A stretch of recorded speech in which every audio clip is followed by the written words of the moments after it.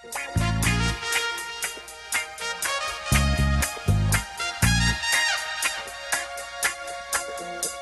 buenas tardes, bienvenidos a un acontecido Charlando en el Forestal, que en esta oportunidad iba a estar con dos personalidades, pero hasta el momento hay una, tenemos confianza en que puede parecer la segunda, pero si no, vamos con don Carlos Tromben Reyes, escritor chileno ampliamente reconocido y premiado, publicado en el extranjero, editor de la revista América Economía, publicó diversas novelas maravillosas y muy vendidas y muy bien recibidas por el público, que es mejor aún. Huáscar, Romacea, Nuestra Señora del Dolor, que es la reescritura de Karma. Yo me leí Karma y no me había dado cuenta que había hecho esa pillería. Santa María de Iquique, la que le gusta a todos. Qué bien se vendió Santa María de Iquique, ¿no? Y El Vino de Dios, que es uno de mis libros favoritos de la historia. Pero además ha escrito libros de no ficción como La Crónica Secreta de la Economía Chilena, Pescado Rabioso, Breviario del Neoliberalismo y Todo Legal, Auge y Caída de la Élite Financiera, junto a Ignacio Chepacase.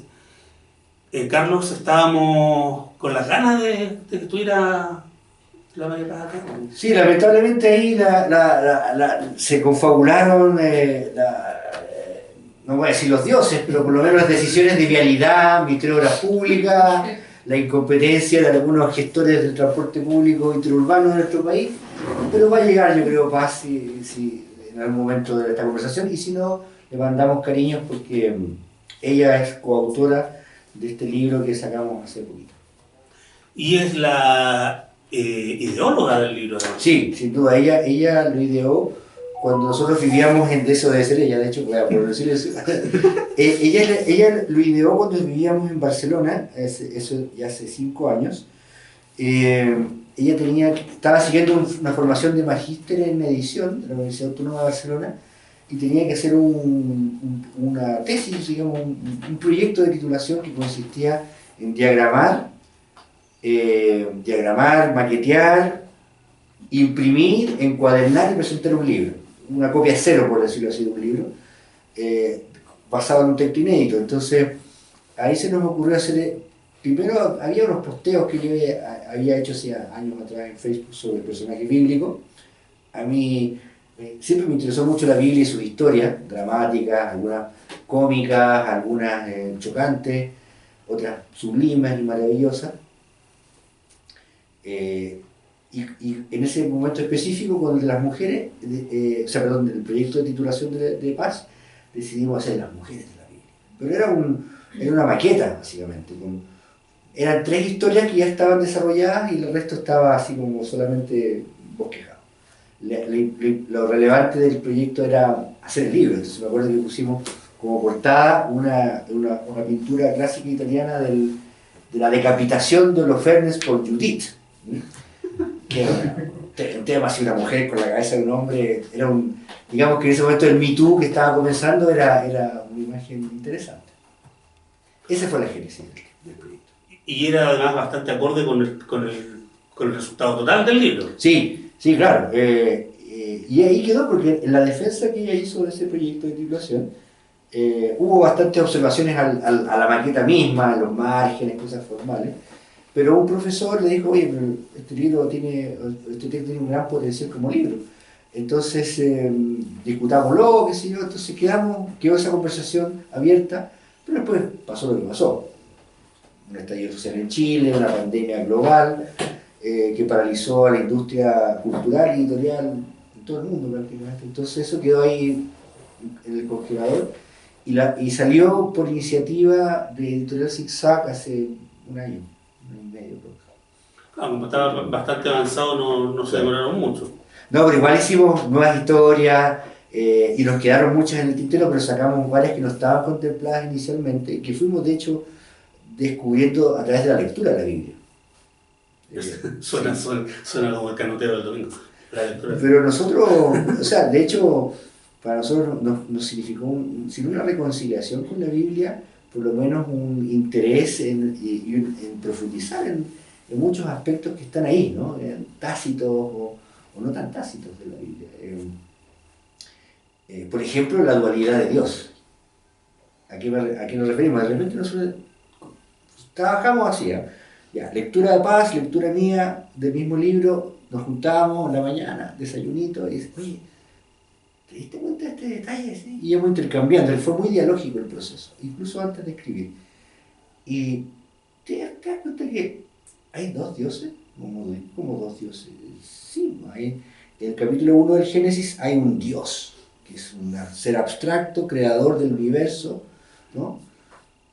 Y a partir del capítulo 2 hay un Yahvé, que no procede de la misma manera.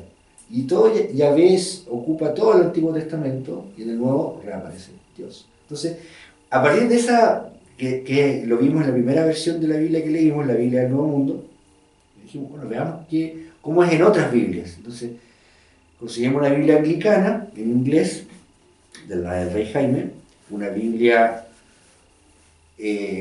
calvinista suiza, evangélica suiza, en francés, de Louis Second, y la Reina Valera, la clásica.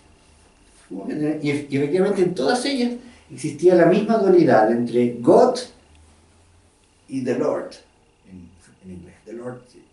En francés, por esa versión suiza, es Dieu y l'Éternel, el Eterno.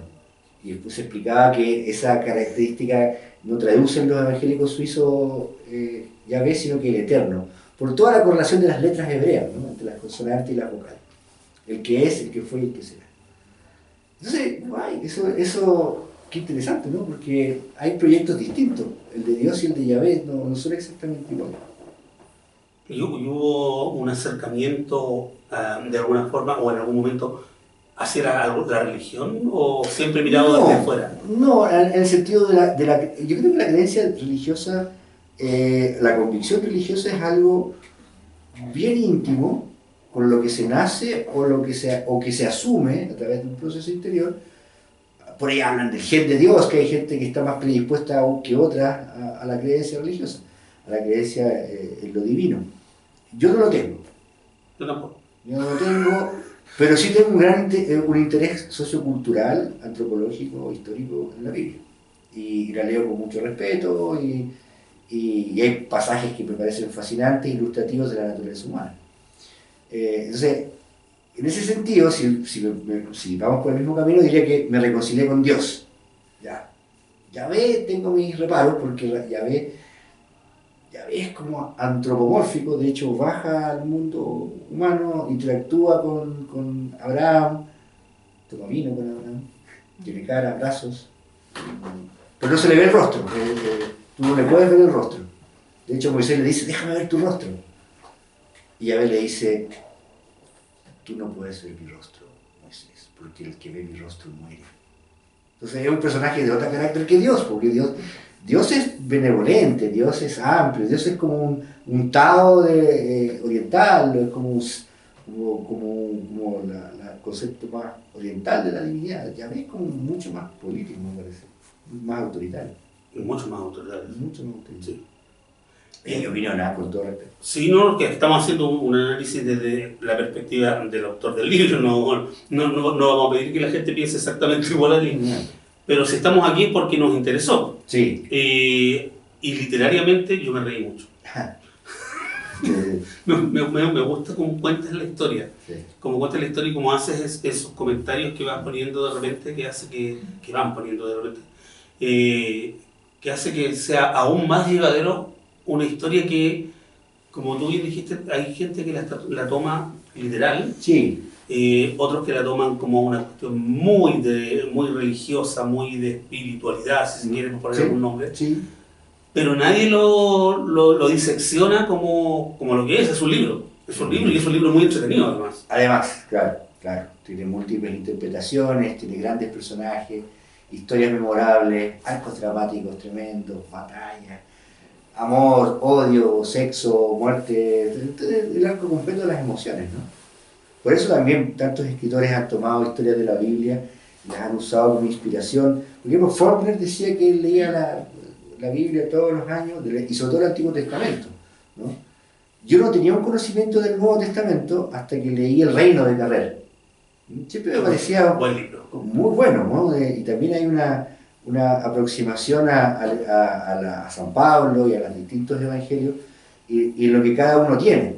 Después descubrí, y eso fue en Barcelona leyendo muchos libros de teología, que los estudios lingüísticos del Nuevo Testamento son fascinantes porque comparan los evangelios, entonces dicen, ¿cuáles son los elementos en común? Ya, hay un corpus que es como un 55-60% que es común a los cuatro.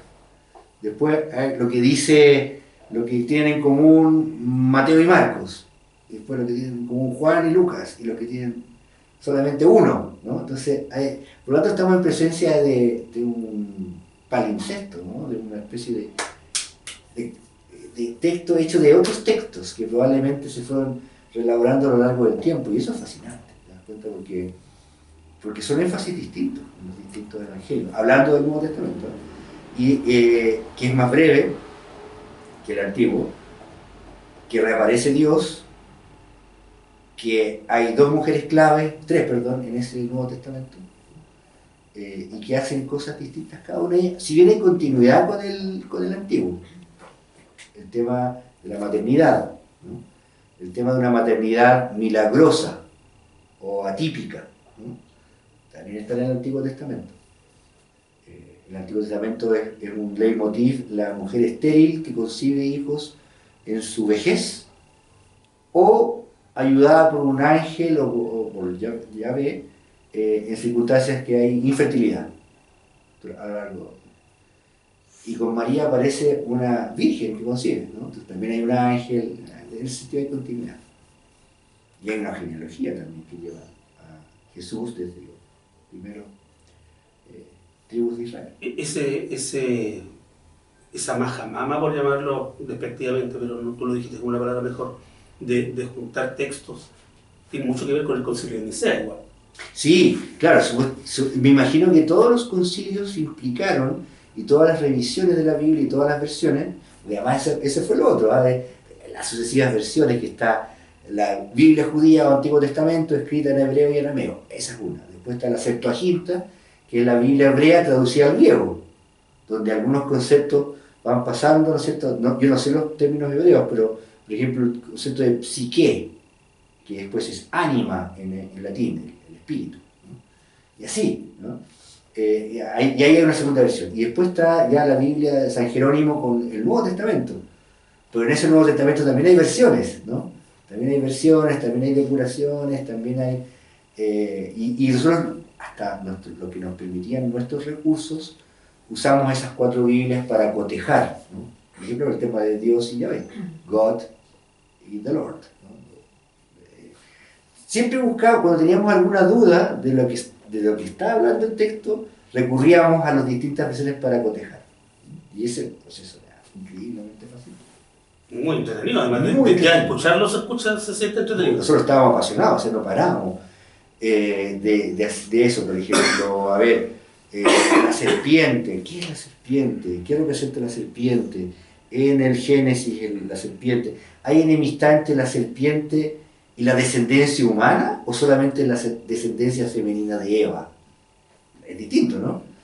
Entonces es una maldición hacia el género femenino por la desobediencia de Eva y lo que representa la serpiente en todas las tradiciones místicas y todos los mitos humanos.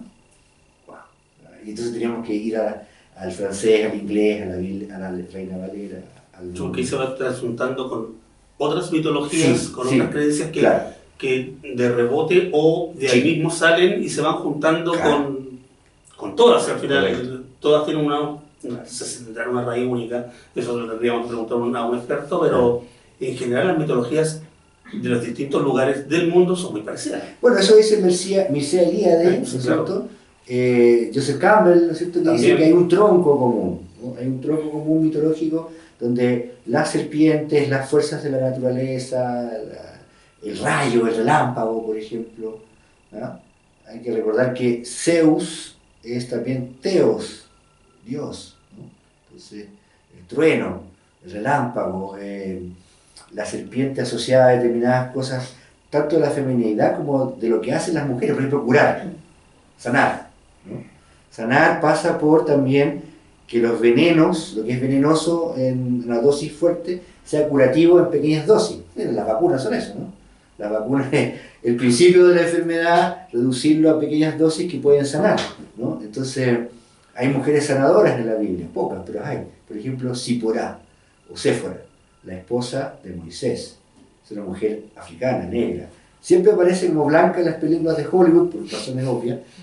Y hasta Ridley Scott perdió la oportunidad de restablecer la verdad bíblica en el 2014, que estaba Michelle Obama en la Casa Blanca, pone una española en el rol de Zipporá. Da rabia, ¿no? Porque toda la Biblia dice que es una mujer de Etiopía, donde se refugia Moisés después de su huida de Egipto. Esta mujer es sanadora, porque es una mujer que tiene conocimiento de cómo sanar, ¿no? Y hay un episodio de una posesión que tiene el propio Moisés, que se va a morir, y Zipporá hay una circuncisión que no se sabe a quién se le practica, sea Moisés o el hijo de Moisés. En fin, entonces Zipporá, y esa es la segunda capa que tiene el libro, que no solamente es teología y lectura bíblica, sino que es representación de estas mujeres en el canon pictórico, ¿no? En toda la tradición del Renacimiento y del Barroco, y en la modernidad también. Entonces, hay una representación de Zipporá en la pintura flamenca, holandesa, ¿no? Que se ve una chamana negra, al lado de un Moisés judeo-cristiano, ¿no? De barba, no sé. Está esta mujer africana, con una sonrisa enigmática y sabia, con un tocado y joyas, ¿no? Entonces, este pintor holandés, que es Van Leyden, sí, creo que está presentando a una mujer africana de poder sanador, ¿no? Entonces, bueno, ahí hay muchos otros ejemplos a lo largo del libro de esa naturaleza. Bueno, y la serpiente está en el báculo del... En el de Moisés, claro. Sí. Cuando Y el del colegio médico. El colegio médico, exacto, dos serpientes enroscadas, ¿no? Claro.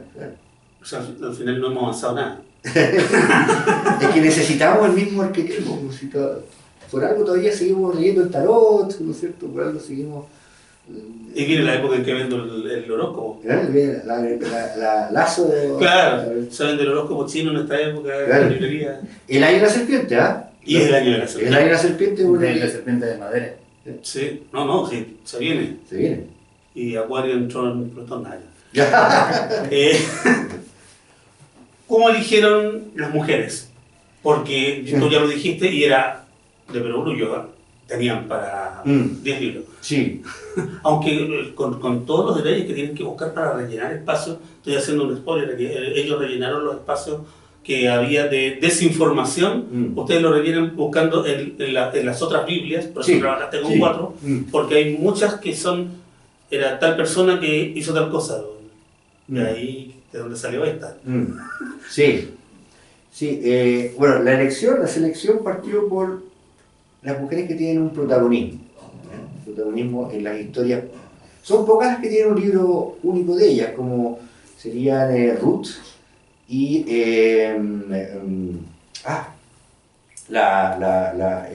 Esther, ¿no? Tienen libro propio, son una excepción. Ellas son protagónicas de sus libros. Las demás son personajes secundarios, pero con relevancia en los libros protagonizados por hombres, ya sean profetas, patriarcas, reyes de Israel, ¿no? Mujeres que tienen que desarrollar ciertas estrategias para lograr lo que ellas buscan, ¿no es cierto? Defender su descendencia, obtener un sitial que ellas creen merecer, ¿no? Mujeres inteligentes, mujeres estratégicas, mujeres astutas, ¿no? También hay villanas, y las villanas siempre son buenos personajes.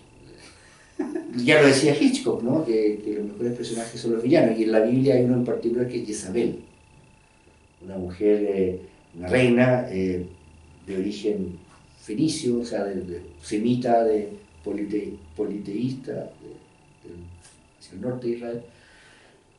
Y todo eso va dando cuenta de por qué es villana. Es villana en el sentido de que hace cosas malas. Bueno, todos hacen cosas malas. El rey David hace cosas malas, Salomón, hay que decir, manda a matar a toda la oposición.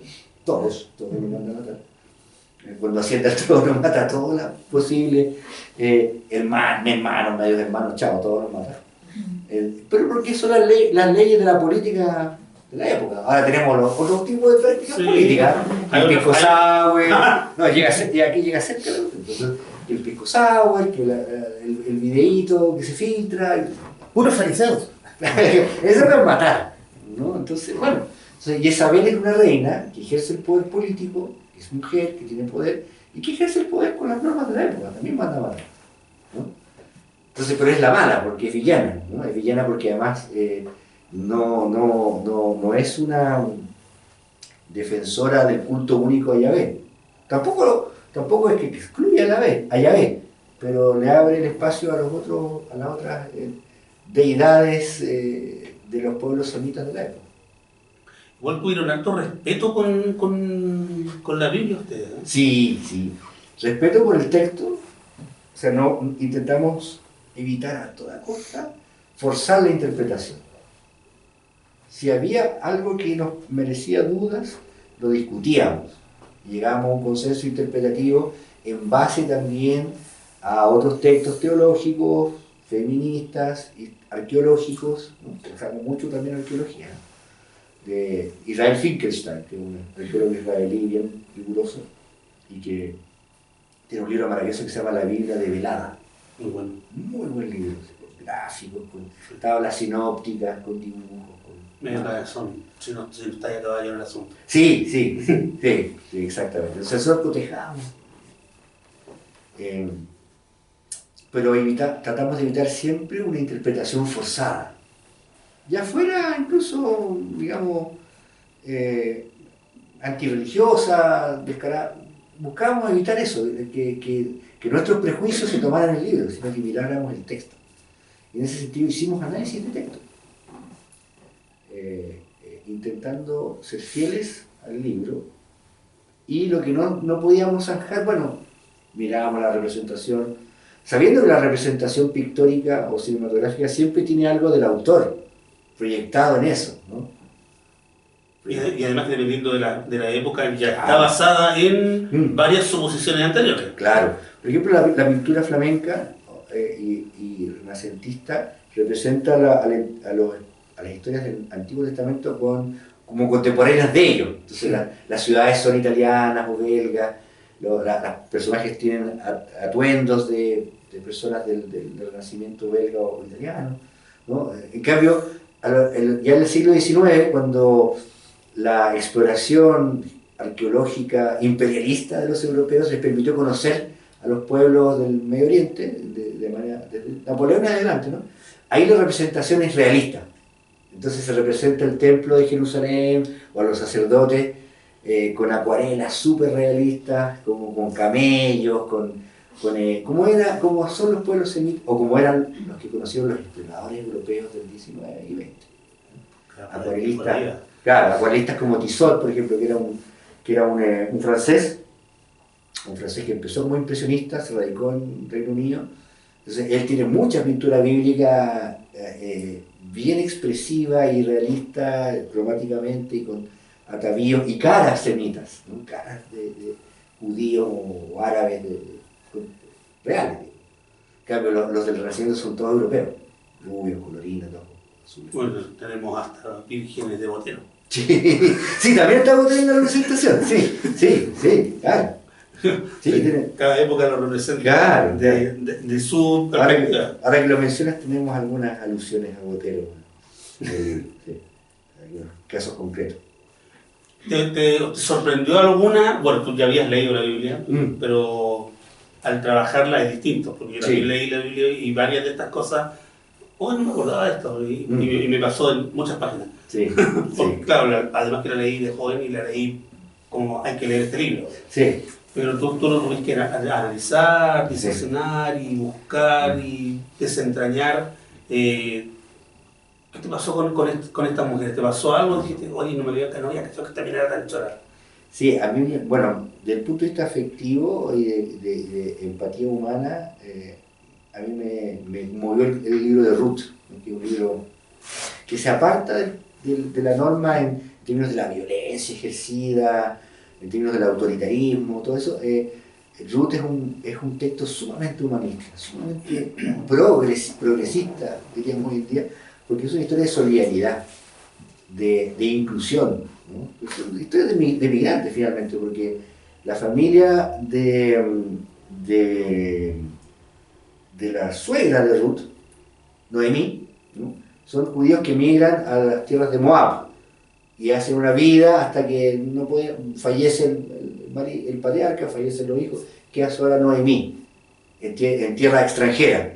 Y Ruth estaba casada con uno de los hijos de Noemí y en esa situación dice, unámonos, yo iré donde tú me digas que vaya, y a tu tierra será mi tierra, tu Dios será mi Dios. Y se vuelven a Israel y ahora pasa a ser Ruth la extranjera. Entonces esa historia es muy linda porque las dos se apoyan en una madre adoptiva, una hija adoptiva, que enfrentan vicisitudes materiales, adversidades de todo signo, y las enfrentan como mujeres unidas. Eso no tiene otro parangón que yo sepa, o de lo que hemos leído con Paz en la Biblia. Y ellas se salen con la suya, ¿no? Increíble, o sea, migran, encuentran trabajo, salen adelante, encuentran un hombre justo, inclusivo y buena persona, que le da trabajo, que las apaña, ¿no es cierto? Entonces, una historia muy, muy fuera de toda esta cosa que es de poder, de autoridad, de dogma, ¿no? Es muy política la Biblia. Sí, sin duda. ¿Es verdad? Sí, muy política. Y además, como si fuera poco, dentro de todo este arco de lo que hemos mencionado, y eso sí que me sorprendió de la relectura, es que tiene humor. Tiene momentos súper chistosos. Y deliberadamente chistosos, porque no es que sea chistoso porque, qué ridículo esto, no. Se nota que el autor quiso instalar un momento de humor. Es increíble. Y se nota como que hasta uno se imagina los personajes hablando con acento neoyorquino a los Woody Allen. ¿Eh? Es decir, por ejemplo, hay ese episodio en que Yahvé baja a hablar con sus ángeles, se acercan a las tiendas de Abraham. Abraham los ve llegar y le dice a Sara, oye, tráete un cafecito para los recién llegados, algo para comer, algo para picar. Y le traen y empiezan a conversar, a comer, a tomar vino. Y Yahvé les dice que Sara va a conceder un hijo. Hay como 95 años. Y se ríe. Entonces, ya se curó. Entonces se ríe Sara. Entonces Yahvé le dice, oye, ¿por qué te ríes? No, si no me río. Si te estás riendo. No, te juro que no me río. Te estás riendo. Entonces, sí, eso no es un humor deliberado que el cronista o el autor anónimo del libro introduce en el texto. Porque también quiere aligerar todo esto que es gravedad, imposición, también le pone humor. ¿Y por qué le pone humor? Porque el humor es humano, existe, es un dispositivo narrativo y eficaz, ¿no? Y como ese hay otro ejemplo de humor que nosotros, oye, ¿te das cuenta? ¡Se lo puso! Sí, así. ¿No? Los padres de Sansón son viejos, no tienen hijos, son pobres. Y de pronto llega un ángel y les dice, van a tener un hijo. Entonces, el padre le dice, pero ¿cómo vamos a tener un hijo? Mira la edad que tenemos. ¿Cómo se va a tener un hijo? Y cuando ve que es un ángel, dice, ¡oh, es un ángel! ¿Qué vamos a hacer? Vamos a morir, hemos visto a Dios. Y ahí te lo imaginas. Y la mujer es súper pragmática, le dice, pero hombre, no seas estúpido, obviamente que si se nos apareció y nos dijo que vamos a tener un hijo, no para matarnos, ¿no? Pero no sé qué hacer. Bueno, pregúntale al ángel, pobre. Entonces, es un diálogo entre una mujer pragmática y ubicada y un pelotudo, digamos, que no sabe nada. Pero hay varios en la Biblia, porque son bien tontos algunos hombres. No, son tarados, no saben nada, no saben nada. Lo único que saben es pelear. Y las mujeres la pispan, pues dicen, ay, llama al tipo para que te explique. Dicen, ángel, explícanos qué hay que hacer con un niño, no sabemos qué hacer. Y el ángel vuelve y le dice, hazle caso a ella. Obvio que esto es una comedia, señores. ¿No? Sí, pues, hazle caso a ella es la que sabe. Sí, vos hazle caso. Vos hazle caso. Y poco menos que se describe así. Entonces, a mí el humor me sorprendió como dispositivo narrativo eficaz, muy bien logrado, propio de una cultura que junto con ser autoritaria, patriarcal, dura, también tiene ese recurso. Y por algo los grandes comediantes vienen de esa tradición, ¿no? De Hollywood eran los hermanos Marx, ¿cómo se llama? Los hermanos Marx y toda una tradición de comedia que llega hasta Woody Allen y otros también. Pues. ¿Cómo te sentiste con nuestra mirada, y sobre todo la tuya, que es mucho más más sesuda, si se quiere, y más pragmática, releer estos textos de una época, pero uno cree que ahora el machismo y las pobres mujeres, pero hoy estábamos a 100.000 años luz de eso. Sí. Claro, el tema de que se trate de un texto tan antiguo obliga a hacer muchas operaciones, ¿no? Muchas operaciones porque la prosodia, y esa es la dificultad que enfrentaron los traductores de la Biblia, porque algunos optan por suavizar el texto y adaptarlo a una redacción contemporánea, a los idiomas contemporáneo de la época en que lo tradujeron. Claro, o sea, agarran el texto hebreo o griego, griego, ¿no? Se tratan de hacer un fraseo, por ejemplo, en un inglés, ¿no? El caso de la Biblia James o Jaime es muy claro, que hace una Biblia súper declamatoria, súper shakespeariana, entonces todos hablan así, como en el teatro británico inglés de la época, ¿no? Entonces, la Biblia Jaime es del 1600, ¿no? De época del teatro isabelino. Hablan así, la Biblia calvinista suiza es más pausada, no es tan grandilocuente, ¿no? Y la Biblia tanto la Valera como la del Nuevo Mundo, del Testigo de Jehová, es mucho más fiel a la prosodia original. Entonces es como, de repente, como que se traba la frase. O de repente usan unas figuras como, y mire lo que hizo. Entonces uno se enfrenta a esas, no digo obstáculos, pero formas distintas de narrar. De repente hay unas ¿cómo se llama? Paráfrasis, o sea, como unas vueltas súper largas para una cosa que no tiene transición. Por ejemplo, Caín y Abel. Entonces, Caín llamó a su hermano, lo llevó a un lugar y lo mató. ¿Por qué lo mató? Y hay muchas cosas así que no hay transición entre lo que se narra y lo que hay unas descripciones súper breves, sin ningún detalle, y otras súper detalladas. Son decisiones, ¿no?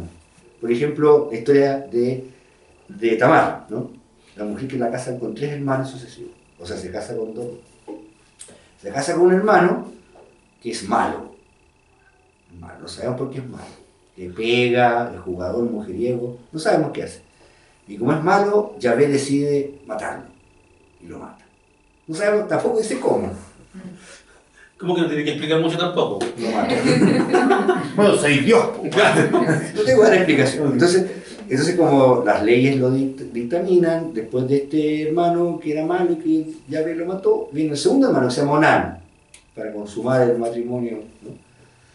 Pero Onán encuentra que el negocio es súper malo porque sus hijos no van a ser sus hijos, sino que los hijos del hermano que murió. Eso dicta la ley. Entonces, como no quiere este negocio que no le conviene y al cual está obligado, derrocha su simiente, evacúa antes de consumar el acto sexual. De ahí viene el onanismo, ¿no? Entonces, eso también es malo para los ojos. Entonces Yahvé lo mata. Y entonces, Yahvé lo mató. Ya, entonces recorremos, vamos hacia atrás, entonces... Entonces a Dios no le gusta el onanismo. Quizás el primer hermano era homosexual, pero tampoco se dice. Entonces, dado que está en la misma línea del no consumar un matrimonio sexualmente de manera heteronormada, como decimos hoy, ya, entonces... Y el tercer hermano es muy chico, es un niño. Entonces lo pone mujer y dice, no, esperaré. Pero pasa el tiempo y el suegro, Judá, no cumple con la ley. Entonces, oye, ¿qué pasa? Ya este cabrón ya es grande. No. Entonces, ¿qué hace Tamar? Dice, ¿qué hago? Si me voy a quedar sola, ya he tenido 2 maridos, mi única oportunidad es... Entonces, hace una cosa increíble, se disfraza de prostituta. Y se pone en el camino que hace Judá en su trayecto, no sé, su actividad comercial o pastoril, lo que sea, se pone, porque las prostitutas se ponen un velo, en ese tiempo se signan como tales con un velo. Entonces, no, y el texto es maravilloso, porque llega Judá y ve a esta prostituta y dice, ¿quieres tener relaciones conmigo? Ya. Pero la transacción es tal que si el sujeto no tiene dinero para pagar el servicio, le tiene que dejar una prenda. Y ella le dice, déjame tu anillo y un báculo, una especie, un bastoncito y un cordón. Ya vamos, ya hecho el negocio, se va y se desaparece Tamar.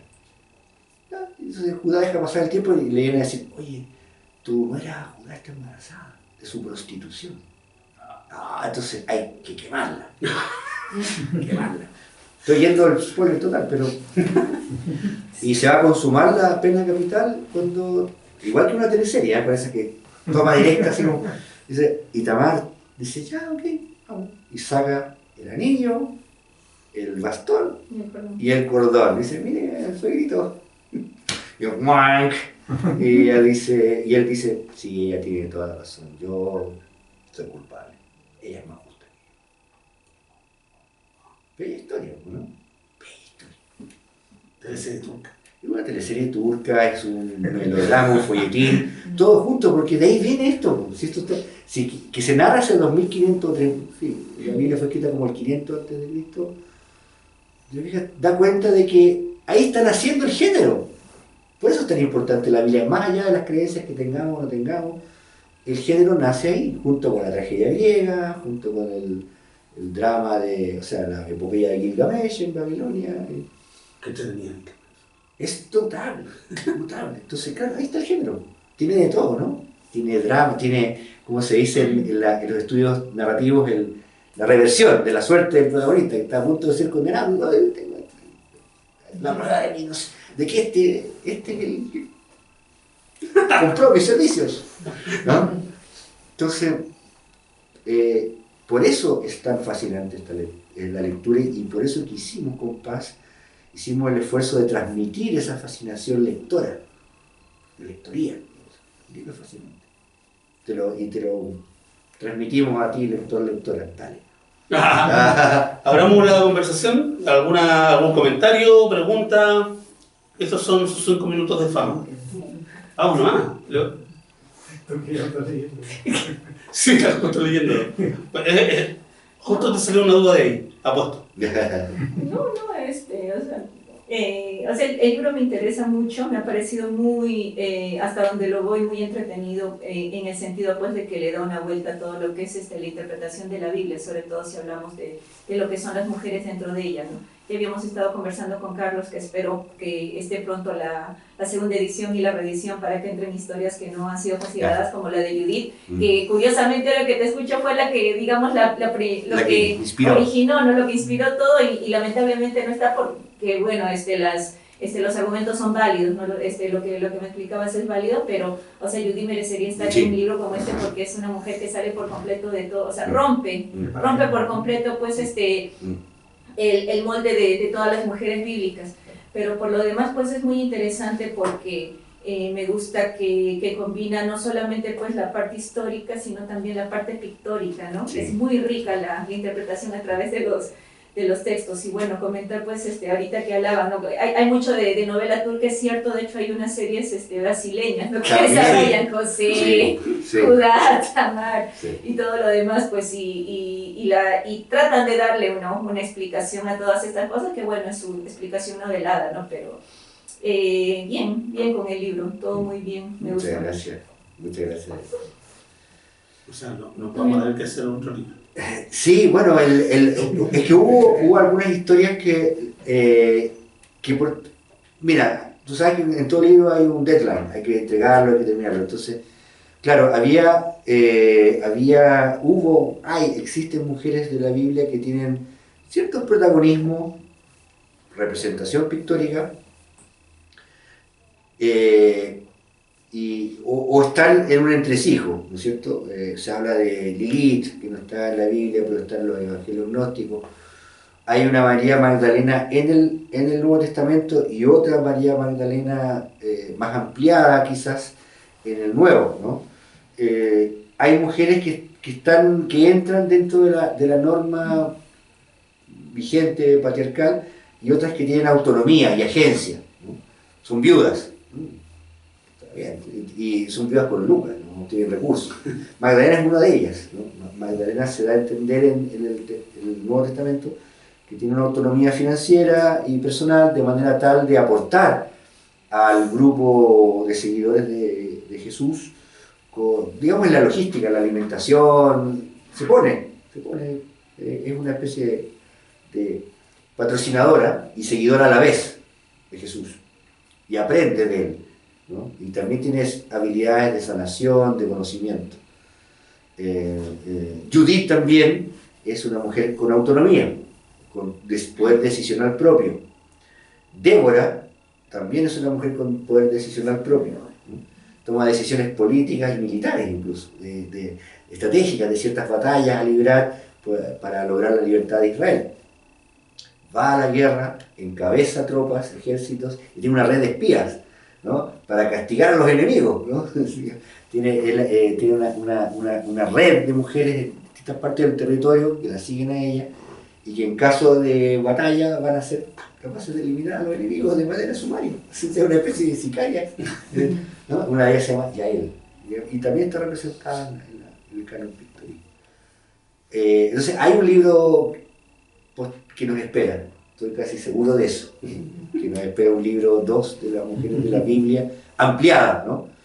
Con un corpus más amplio a otras versiones de la Biblia, incluyendo los evangelios gnósticos, que no son parte de la Biblia, pero son parte de una tradición.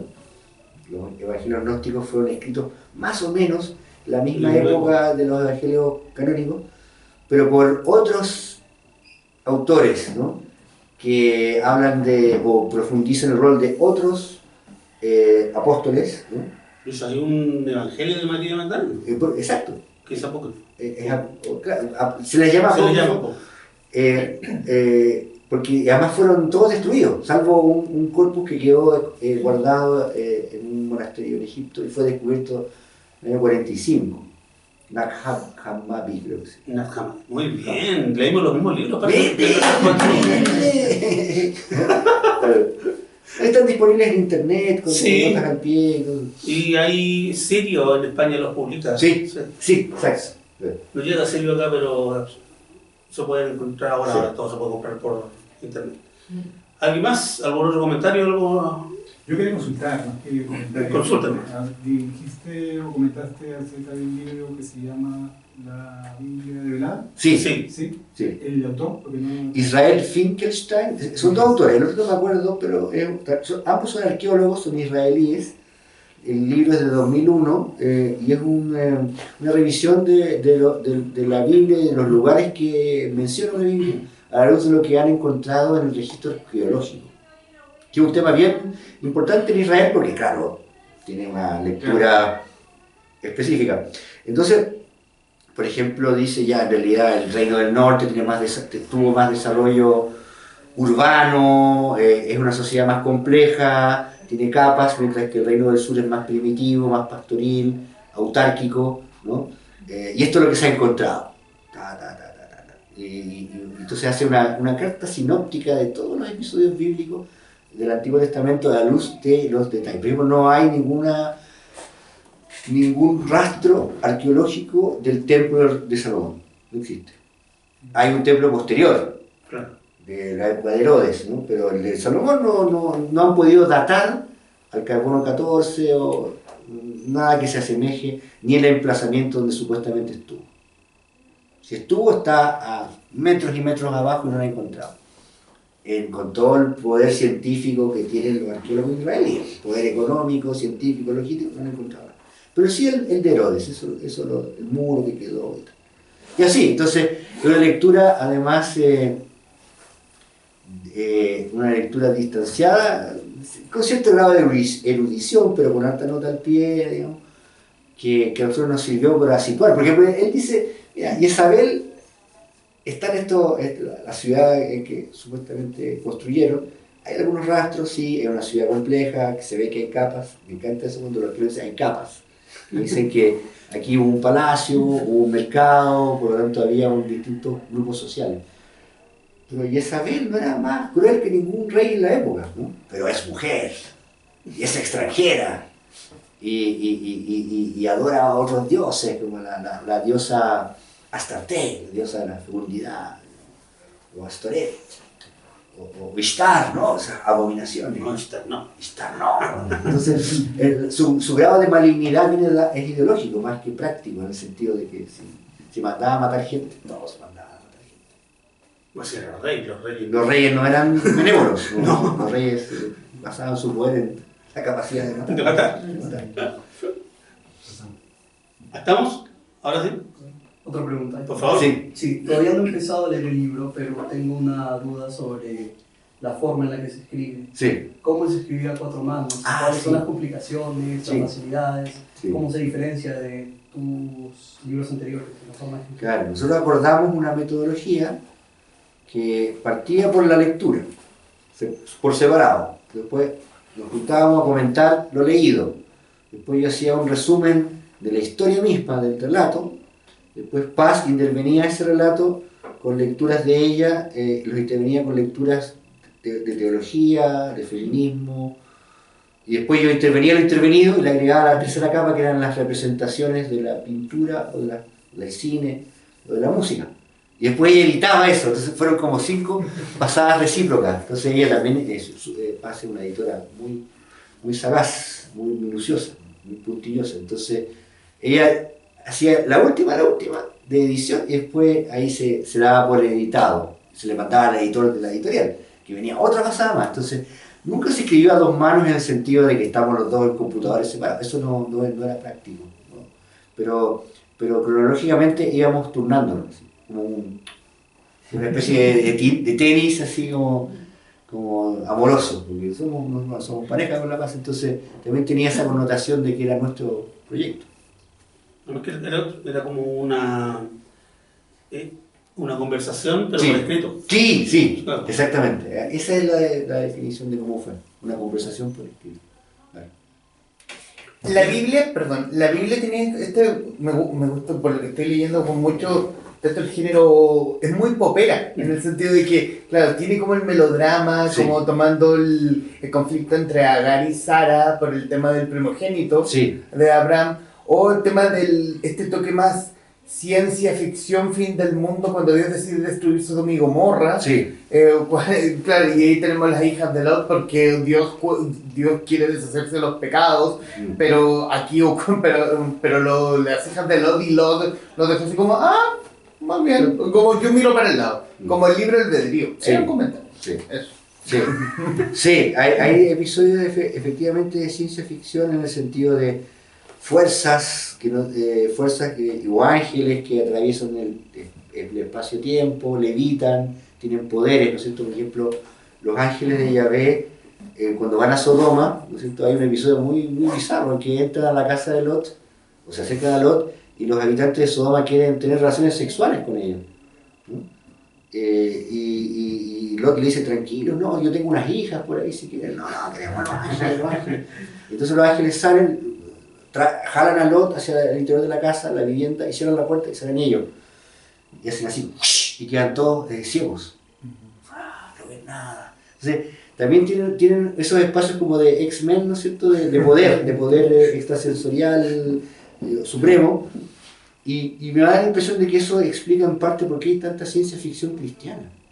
Hay muchos autores en Estados Unidos que son creyentes por ejemplo, Orson Scott Card, ¿no es cierto?, que es mormón.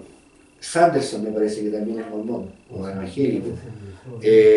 Hay muchos autores de ciencia ficción, y sobre todo de la zona central, del Midwest de Estados Unidos, que algo dice de eso, ¿no? Toda esta idea de refundación, de migración, de llegar a una tierra prometida, que está tan en el imaginario de la ciencia, Apocalipsis también. el fin del mundo, no. El arrebatamiento. No, ahí podemos estar todo el rato. No, ahí, por favor, paren, porque ahí, del apocalipsis, Tenemos zombies, tenemos todo. Sí. vuelan, hay unos seres con langostas de tamaño de hombres, con cavidades de mujer, que con unas lanzas atraviesan. Ahí, don't carry me there, dice, no, porque ese sí que es un libro absolutamente notable desde el punto de vista literario, delirante desde el punto de vista de las imágenes, y que admite más de una lectura, muchísimas lecturas. Y eso, claro, De ahí vienen todas las interpretaciones que hay. imagínate, de las literales, a las simbólicas, a las metafóricas, a las trascendentes místicas. Yo había leído alguna vez que George Romero se inspiró en los leprosos. Ah, la sí. Biblia para los Sí, muertos vivientes de su Claro. película. claro, Son los zombies que... Claro. sí. La plaga, Sí, claro. la plaga. Ya, te vamos a regalar la cámara para que invites a la gente a comprar, a leer. ¿Por qué alguien debería leer? La Biblia. Alguien viene a esta librería y ve un montón de libros entretenidos y encuentra uno que dice la Biblia. No, eso no lo voy a dejar, pero tú ahora vas a decirle, no, este. Bien. Bueno, primero que nada quiero saludar a los amigos y amigas del Espacio Forestal. Un espacio hermoso, interactivo, dialogante en torno a los libros de toda naturaleza, de todo tipo, para todas las edades. Y este en particular, que es el libro que escribimos con Paz Vargas, yo soy Carlos Tromben, es un libro sobre las mujeres de la Biblia, de este libro increíble, con relatos de todo tipo, dramáticos, violentos, amorosos, románticos, crueles, apocalípticos, ¿no? Y esas mujeres que están en esos libros les van a fascinar, porque es un libro fascinante. La Biblia, si quieren leerla directamente o a través de nosotros con el cariño con que escribimos este libro. Ya lo saben, amigos, para los que nos van a ver después cuando subamos esta charla, acá en Mercedes 76, Quileo Forestal, a pasos del Metro Baquedano, Las Mujeres de la Biblia de Paz Vargas y nuestro gran y querido y antiguo amigo Carlos Tromben. Ahora estamos lejos, ahora. ¿Tan lejos, tan cerca? Sí, bueno, la distancia no provoca mi olvido. La Mujer de la Biblia es un libro muy entretenido, de verdad que se pasa muy bien, como dije en algún momento, me reí mucho con algunos comentarios que va lanzando entre medio de la narración, porque está narrado, es un estudio que ellos hacen de los personajes, femeninos en este caso, pero está narrado, no es literal. Entonces la narración que le pusieron hace que uno se ría, lo pase bien, se entretenga, le nazcan unas curiosidades increíbles, que por supuesto que ahora existe esa cosa llamada Google. ¿Cómo me salió? ¿Muy chileno? Me salió más argentino. Usted puede ir a Google, yo habría tenido que viajar 10 cuadras a la biblioteca más cercana a buscar un libro para poder confirmar que estas cosas que parecen extrañas son ciertas. Y son ciertas no porque nosotros lo digamos, sino que aparecen en un libro que fue escrito hace mucho rato y que no ha cambiado desde entonces. Lo que ellos hacen en el fondo es rellenar los espacios de verosimilitud o de falta de información con respecto a algunos de los personajes. Es entretención asegurada, es un gran regalo para estas fechas además. Y si no están en Santiago, desde regiones, a través de Espacio Forestal, con despacho a cualquier lugar de Chile. Las Mujeres de la Biblia, editado por Zigzag, de Paz Vargas y Carlos Tromben, ya está disponible en nuestra librería. Vengan y disfrútenlo. Un aplauso para Carlos. Muchas gracias. Nos vemos en el próximo Santa Fe.